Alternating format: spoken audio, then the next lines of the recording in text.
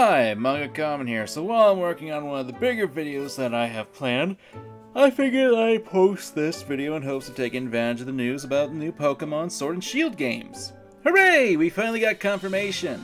The game's already starting to get hype, as is natural for a new Pokemon generation, as well as the first official mainline Pokemon game to be on the Switch. Heck, if you go on Twitter, you can see people already making fan art of the starters and already speculating on what is going to be in the games.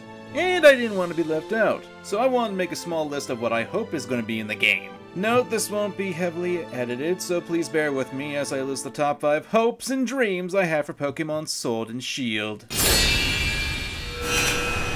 Difficulty settings. Anyone who knows anything about me when it comes to Pokemon knows that I'm a huge fan of Generation 5, and unlike some people, and unlike how some people like to make you think Generation 5s aren't unreasonable, the opposite is true. And in my opinion, it was the last official Pokemon games that actually offered the players a real challenge in the gameplay. More so, it was due to the challenge mode that was integrated into the generation. Not only were your opponent's AI much more difficult to combat, but they also managed to add other moves and Pokemon that would add to the depth of the challenge of the main story and games. And honestly, I would love to see that be unlocked from the very beginning in the game of Sword and Shield, so that way you can have players choose between a casual experience or a challenging experience. I remember that when the games were hinted at, there was an article that talked about how these new games are going to be catered to the more die-hard fans of the series, and I think offering a challenge mode would be the best way to appeal to the older demographic of Pokemon.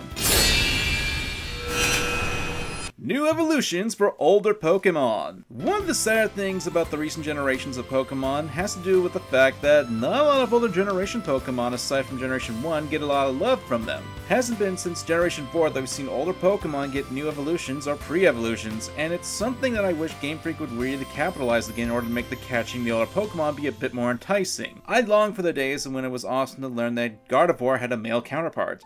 I wish to see more of the awesomeness of Frostlass, Tangrowth, and Togekiss, and see that be incorporated into other Pokemon. And it's not like we don't have plenty of Pokemon that could stand to get an upgraded evolution. Bisharp, Arbok, Donphan, and countless other Pokemon have potential to be for another evolution, a new pre-evolution, or even a branching path evolution. It's sad that Game Freak hasn't capitalized on that, and I would love to see them be in new games, making new Pokemon, and have older Pokemon have a bit more relevance in today's combative meta.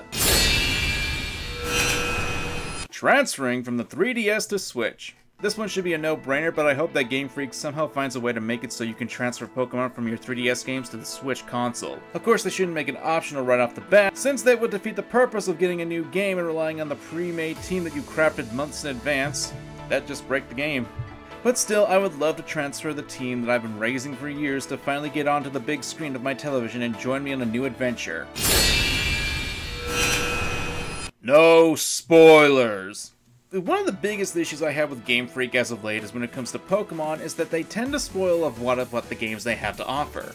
Don't get me wrong, seeing news about the games is awesome and all, but it's a double-edged sword that Game Freak has been misusing on themselves for quite a few times in the last couple generations. When you were a younger gamer back in the original games, hell, before the games of Generation 6 and up, part of the fun of Pokemon was the discovery. Discovering new areas, discovering new creatures, discovering what they can do and what they evolve into and fight. Game Freak has kind of taken that away, and I understand it's to make sure that the hype for the games keeps up, and to make sure that interest is still going.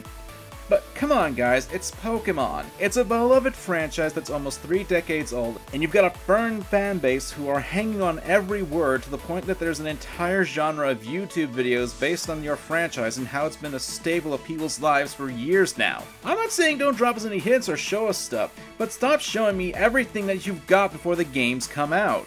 Let the players discover what your game holds. That's the true magic of the older games. Discovery! It was the adventure! Older features. So one thing that people have noticed in the trailer is a phrase, that we're trying new things. Now change can be scary, but it can also be fun. I personally loved Horde battles. I love how you could interact with your Pokemon, and I love the online features that were in ORAS and X and Y. Game Freak, however, has a tendency to drop mechanics that have been in previous games.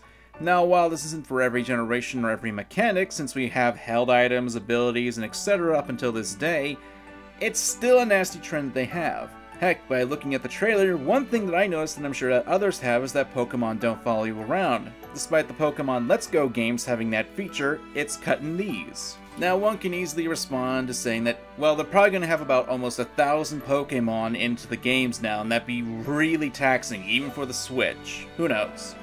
But I do hope they bring back previous mechanics that older games have, like having the tunnel system back in Generation 4, or having rotation battles in Generation 5. I want to have those kinds of things back into the games, and I know other people do too. And those are my top 5 hopes and dreams for Sword and Shield.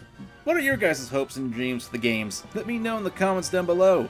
I'm MangaKamen, thanks for watching, be sure not to subscribe, and remember to examine your fandom.